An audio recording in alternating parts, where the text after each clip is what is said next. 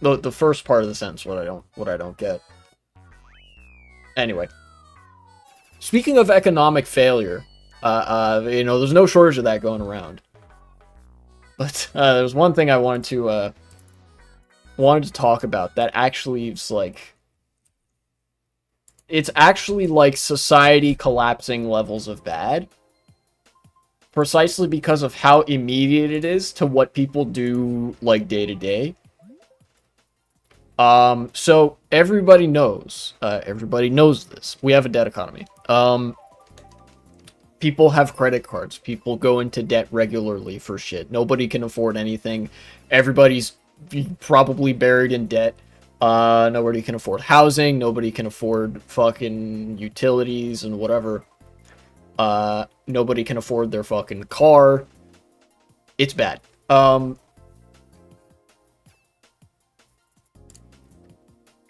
And it's getting worse. It's getting a lot worse. Here, let me just cut to the chase. From Newsweek, this was actually an oddly good bit of framing that I saw.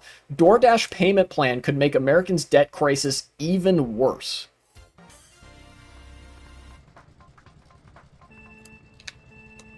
There's a new app or whatever, or like new thing that corpos are having fun doing right now, where you can finance a pizza. Like if you're ordering a pizza, there's this app that is partnering with DoorDash in America to be like, hey, yeah, you can and by the way, DoorDash already being a fucking third party like ordering service where like they charge you exorbitantly more money than the food is actually worth, so you end up paying like $40 for some fucking takeout or whatever. This partnership is like, hey, yeah, what if in addition to that, we also made it so that instead of paying for your food all at once, like a fucking normal person, like you go to the grocery store or you get your groceries delivered or whatever, and you pay for the groceries, what if we made it so that you can put it on a balance and whatever, and pay it off like you would pay for a goddamn mortgage or like car payments? What if we did that, but for food? It's such a naked debt trap. It's genuinely insane to me that they like. It's insane to me that exists, and like, but what's more insane is that they're just getting away with it. Yeah, I didn't really like DoorDash very much either, precisely because of the way that it just like charged you so much extra for shit.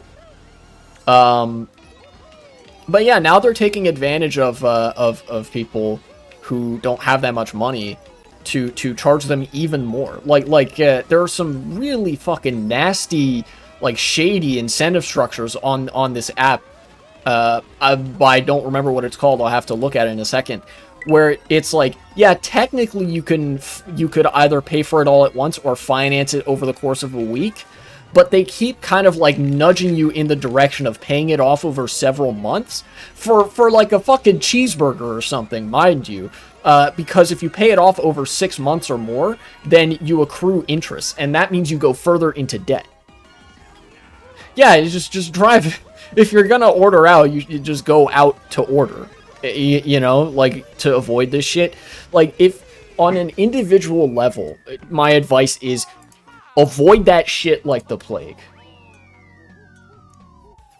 But yeah, okay, Klarna. It's called Klarna. A new fancy phone app to put you further in debt. DoorDash is facing some backlash after partnering with a buy now, pay later payment program.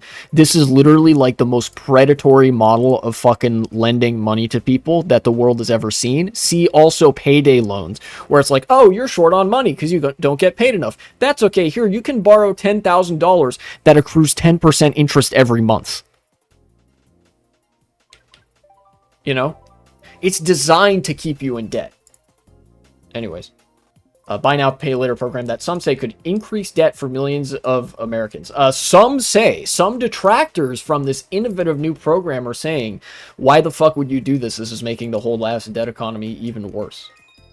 The food delivery platform announced its partnership with AI-powered payment network. Wow, of course, it had to be AI also, because it wasn't demonic enough. Klarna on Thursday, which will allow DoorDash users to order food and pay for it in multiple installments. Dog, just put the pizza in the box. Just give me the pizza. I'll pay the $20. Like, come on. AI is so sketchy. Yeah, I talked about that earlier, where they're like, the fucking corpos are shoehorning it into everything, and at best it's like stealing data to be used in a like generative database, and at worst it's like surveilling you to harvest your data specifically so that they can do God knows what with it, you know? Like, fucking do targeted ads or whatever, and more of that, like, scummy-ass incentive farming, or sell it to the government, better yet, to fucking get your ass disappeared.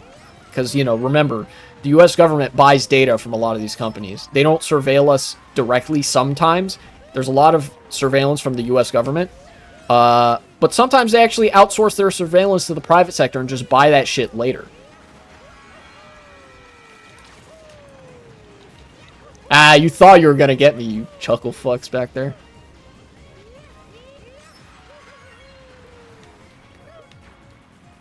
I force you to do this thing in the future.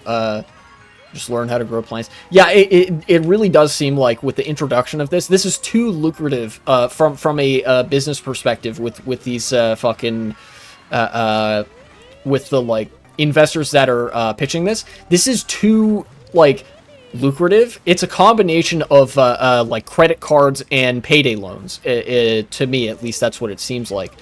For them to not like go all in on it. I expect this to become more and more widespread as time went on. Already in the early 2020s, like 2020, 2021, about the time that I was actually buying computer parts and stuff.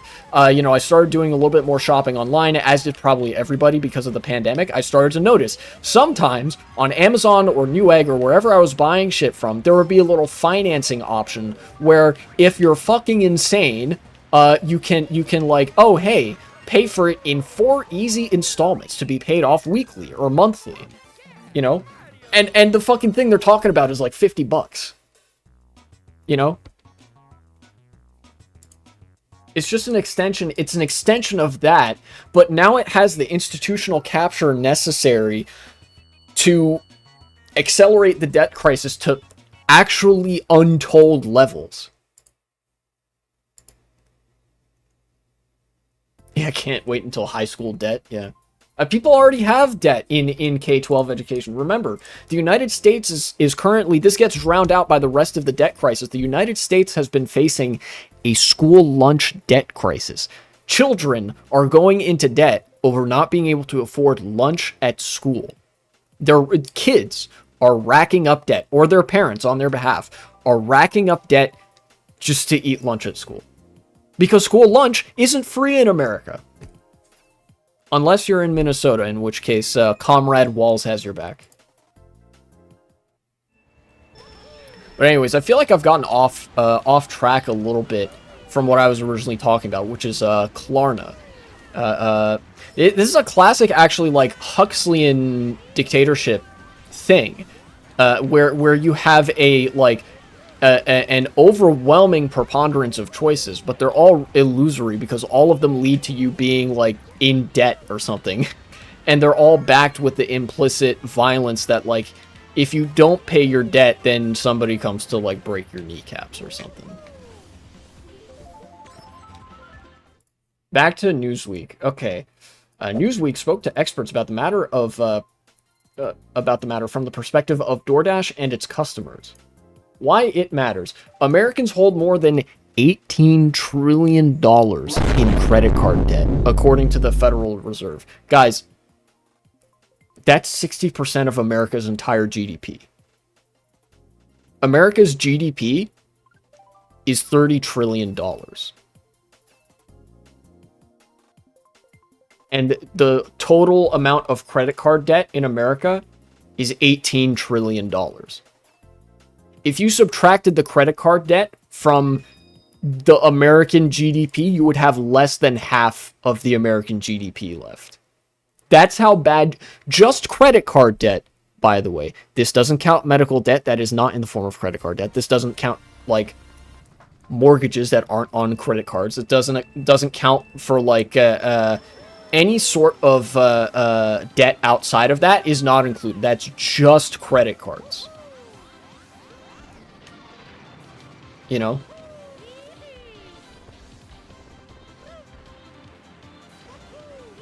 According to the Federal Reserve. Okay, so that's a Fed statistic, and federal government tends to keep pretty good track of those things, at least. While pay later platforms like Klarna offer added flexibility. Why would you need added flexibility for buying a fucking sandwich or buying your groceries? You go there, you buy the groceries. As much as we talk about how like nobody can afford anything, groceries are on the less expensive end of like things that you could buy. Yeah, you know? Like it ain't that deep. For consumers making purchases who may not have the bandwidth to pay with their debit card at the moment, some finance experts caution against using these types of platforms due to the risks to your bank account balance later on. Yeah, no shit. The whole concept of paying for something in installments is just a debt trap. Because think about it. Why would you ever feel the need to pay for something in installments unless you didn't have the money to pay for it up front?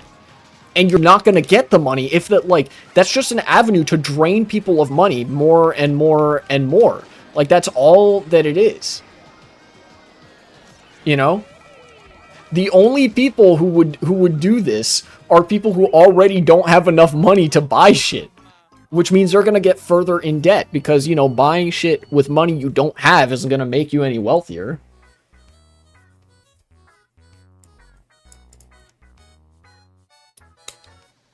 Within hours of them announcing their partnership on Thursday, social media users were criticizing the decision due to larger financial concerns. And here's where they quote some, like, random Twitter users, but I'll read it out because it's funny. We should make debt illegal. Debt as a concept is really complicated, but this shit needs to be, like, you need to bring the ban hammer down quick on shit like this. Like, I actually believe that credit cards and fucking financing a pizza and like 30-year mortgages, shit that's designed to put you in debt for a long ass time, should just be illegal. Like, you should not be allowed to do that. You know, because understand that all that does is it creates the illusion of people having more money than they actually have. That Toad's a live streamer? Oh, really? How about that? You know, all of the like the 30-year mortgages, the 20 whatever years mortgages, the fucking credit card debt, the goddamn finance your pizza, finance your graphics card today, shit. All that serves to do is like basically forestall the inevitable. If you don't have that, right, then the affordability crisis gets solved quicker because people realize that it exists more quickly, right? In an economy like this, if you run into like a problem where now you have zero money, no problem. You can always just go into negative money, which then makes the crisis of debt all that much worse because now there's like a lot of money being generated that is contingent on people having debt, on negative money existing. That only creates a bubble that's eventually going to pop when people start coming to collect and people don't have the money to pay up because they never did. That's why they went into debt in the first place. You want to make debt not very accessible. That's like the worst possible version of the crisis that we could see. Whereas in an economy that isn't a debt economy, when somebody hits zero money, they hit zero money. Like, you don't go into debt. And while an affordability crisis still theoretically happens, it happens at a time when, you know, there's not like a significant amount of the economy that's been constructed as a bubble out of everybody's collective debts. Does that make sense? Like it's almost like you got a bad cut. You got a bad cut, right? And you're not in good shape. But you don't have bandages, right? That's like having zero money. But what you can do is forestall the need to actually address the cut by just continually using like painkillers and stuff, right? And so instead of actually providing comprehensive medical treatment, you just get painkillers over and over and over and over again while the cut festers and gets infected, and it's not being fixed because you have the money. Like, you can get painkillers, but you can't get bandages and like proper medical treatment and whatever. And the scar never heals. It just gets worse and worse, right? That's the kind of dynamic we're talking about. The debt is festering and accumulating because it's just being perpetuated. There's just more and more and more debt, and that's going to make everything worse. And it is already making everything worse.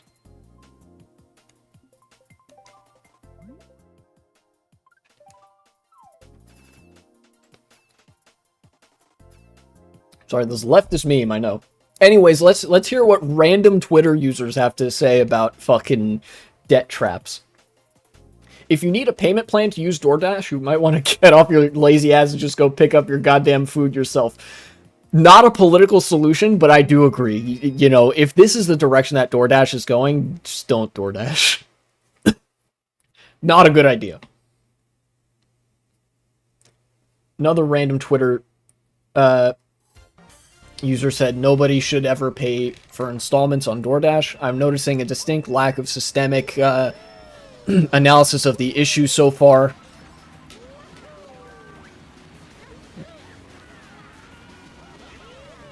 Okay, here's somebody who's just a moron and was quoted by Newsweek precisely because they were a moron, and this avoids systemic critique.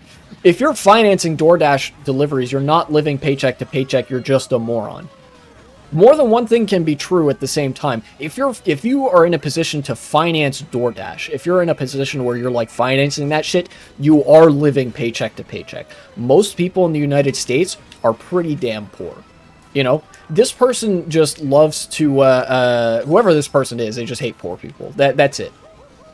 I guess I don't know what I expected from fucking Twitter users, particularly those quoted by Newsweek.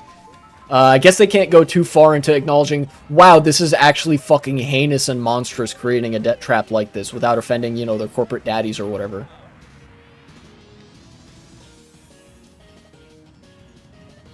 If everyone falls for it, they'll just make it expensive, so you have to do it. Yeah. Yeah, that's what happened with housing. Housing in the United States is part of this debt trap, where, like, it'll cost several $100,000 for a house. People don't have that kind of money. You know, even people who've been saving up for a long time don't have that kind of money. Nobody can really pay for a house up front anymore unless you're so wealthy that the system is already designed to benefit you. So what happens? Well, the economic activity must keep churning, and we don't want to address the affordability crisis, because if we do that, we put more wealth into people's pockets, and if we put more wealth into people's pockets on like an average person sort of level, then the rich aren't accumulating wealth. So let's just make it easier for people to accumulate debt, you know? And that's how you get everybody, like, taking out a mortgage for their house. You know? We've just gotten used to that part. And that's permitted houses to get more and more expensive. That's one thing as well. Because you only have to put, like, 10 to 20% down on a house, you only have to be able to come up with, like, $50,000 or you know, to $20,000 to $50,000, which already is like something that most people have to go into debt for, and then the rest of it is like a abstracted sort of pay later, right? And that allows housing to just continually get more expensive because it's like, oh well, I can just pay that later. You can't really. Nobody can pay that off, but that's the design. That's like what it's designed to make people feel, you know. And that perpetuates it more and more and more. And if that debt structure didn't exist, people would fucking notice really, really fast when you couldn't afford a house. Because the concept of going into debt itself would be toxic. You'd be like, whoa, whoa, whoa, whoa. You're telling me I have to go into debt for this? I'm not ready for that. But debt is so integrated into our lives already that it's like, it's just, everything just gets worse as a result. Newsweek reached out to DoorDash for comment via email. DoorDash and Klarna have responded to the pushback by outlining how the Klarna buy now, pay later option can actually prevent debt rather than add to it. Me when I fucking lie. Me when I am like that's explicitly the opposite purpose of a financing plan. Literally the only reason that paying in installments for something exists is for interest to accumulate on debt. Because think about it. Just the very act of paying in installments itself is a form of debt. Let's say there's a graphics card that costs $500, right? And you're buying it for a new computer. Most people don't have $500 to spend even. But maybe you do, maybe you can save up $125 to spend. So you spend $125 as a down payment on your graphics card. You get the graphics card, great. You still owe them $375. So now, even if interest doesn't necessarily accrue on the next several installments, congratulations, you've taken on $300 of debt or more, right? Like, that's what paying in installments means. It means you take on debt in the short term to have something now. You know? That's what paying later means. Paying later is the definition of debt. This is some Orwellian shit. It's like them saying, "Oh yeah, this is the Ministry of like customer support," and by customer support we mean like telling you to finance everything in installments so that you get put further and further in debt. Yeah, Klarna offers interest-free pay in full, or pay in 4 option on Doordash that can apply to takeout, groceries, and more. And this is after DoorDash had achieved like a massive, like market capture. Like DoorDash has captured a massive amount of the market. Wow, I love that they're only exclusively, like quoting fucking CEOs and capitalists and shit. Anyways. Yeah, there's I think I remember from other articles that like, even though they technically have, Klarna technically has an option that you can pay just upfront in full, like a normal fucking person, they like hide it under a bunch of stuff. It's like how those predatory subscription services will literally like hide and obscure the unsubscribe button, and even when you find the unsubscribe button, they will use that like confusing ass language, or at least they used to before Joe Biden's America. One of the good things that like the FTC did is they removed that, you know, in an effort to like literally keep old people roped into subscriptions they didn't want and stuff like that. They do, Klarna does the same thing. God, it's like, name a scummy business practice, and Klarna has it in their fucking pay for your DoorDash in 4 easy installments thing, right? Where it's like, oh yeah, technically you can pay in full, but it's like the Nazi voting ballot, where it's like, will you vote for Hitler? And then the ja is just really, really big, and then the nein, the no option is really small and like in the corner. But like even worse than that. It's like hard to see, you can't, like, you have to go through a bunch of different checkboxes to find it or some shit like that. Anywho, what was this? What was I saying? Oh yeah, this Newsweek article. There actually might be some interesting takes here quoted from Newsweek. I know they usually quote from the very stuffy, like, owning class side of things. You talk about the zombie one? Yeah, in just a second. There were 2 quotes that I want to read from this Newsweek article, and then we can talk about zombies and stuff. That'd be fun. Let's see. Alex Beam, financial literacy instructor at the University of Tennessee at Martin, told Newsweek. Okay, so this is a professor. It's easy to see why partnerships like the one between DoorDash and Klarna jump out at customers, excuse me. I guess you could use the 2 interchangeably, but whatever. While relationships between major retailers and financial services are nothing new, consumers are used to seeing these in the form of store credit cards for multiple purchases for frequent customers, or easy payments for large purchases. Okay, where's he going with this? Past reports have estimated the average DoorDash order to be somewhere between $30 to $40, though. When you see financing being pushed for smaller purchases, it raises a financial red flag that customers who are already tapped out are being encouraged to use debt products for buying items they shouldn't have to seek financing for every day. Yeah, so this guy made the exact point that I was saying, that like financing for much smaller purchases only serves as a debt trap. Like that's what's being created here very blatantly, you know? And credit cards were already a pretty heinous debt trap. This is just worse, you know? It's like 2 layers of debt, right? Because you like think about using a credit card that's already going into debt, and then now you're using your debt machine to take on a different kind of debt, and you like pay off the debt with debt. It's all sorts of fucked up.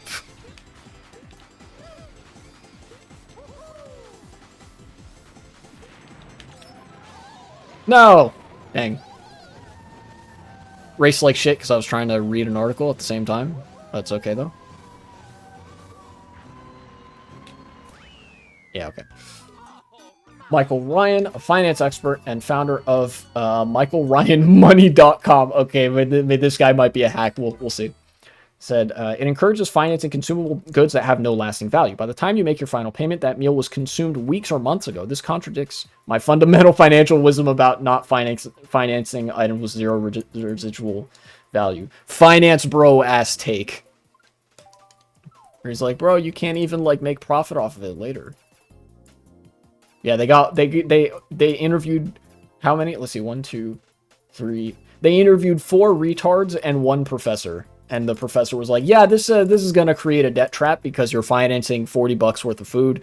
And the only people who would finance $40 worth of food is somebody who already couldn't afford $40.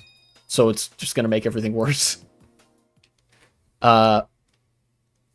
This is like society-endingly bad. Like the debt's starting to pile up to this degree. I wouldn't be surprised if months or years from now, kind of like the fallout that you started to see after the initial rise of credit cards and the prevalence of the debt economy sort of came after that, this is gonna like amplify the debt crisis by like 10. Precisely because the purchases that you would use credit cards for are about an order of magnitude larger than the purchases you would use this for. Remember, the average Doordash order, that guy said, was about 30 to 40 bucks. A purchase that you would use a credit card for, like a larger purchase, would be like 300 to 400 bucks. Like if you make a grocery run, you live in a decent sized household, you're looking at a couple $100 per month, maybe, you know, which is close to 10 times as much. Maybe not exactly, but you get what I mean. You know, and especially if you know, people use credit cards for purchases like nicer furniture, like home renovations, like all sorts of stuff, right? And that stuff tends to be more expensive, on the order of thousands of dollars. So now we're talking like 2 orders of magnitude separation, which is really not good. How much you want to bet they're trying to spin this right now into the Jewish question? I'm willing to bet that even if they are not 100% intentionally doing that, they are in fact doing that, right? Because anti-Semitism is the stupid man's anti-capitalism. And news outlets like this, because they're funded by capital, they have to avoid that necessary anti-capitalism at all costs, right? Like, who the fuck, like, anybody who looks at this is like, wow, this is a shit-ass idea. You know, the more reactionary types would levy the blame on the consumer or the customer or whatever, and then anybody who has a brain would levy the blame on the fucking companies that are doing this, right? Eventually you sidestep that enough that, like, you know, if you have to, like, create a counter narrative in order to sidestep it, which means eventually there's somebody that you have to blame for this. And if you're not blaming the group responsible, you're scapegoating somebody else, which means, you know, all roads lead to anti-Semitism, or maybe they blame like immigrants for it or something like that. Some kind of equivalent of the Jewish question will eventually be arrived at by the more institutional, like, neoliberal elements of like the news, of media pundits, of whoever, right? Even though the right wing is already really far gone. You know, like, they're already there. It's just taking a minute for the news to catch up. Yeah, you hate to be the Jews at a time like this. Like, why? They just be fucking catching strays for everything, bro. You cannot catch a break, dude.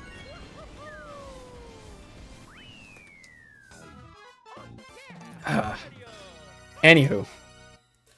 I don't know if I want to make that a segment. Maybe I will.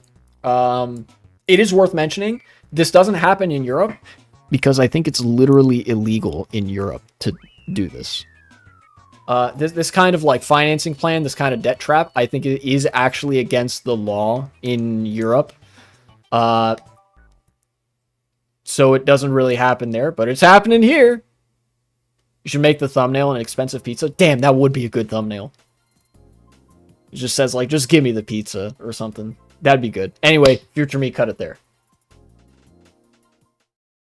Thanks for watching, and support the channel if you would be so kind.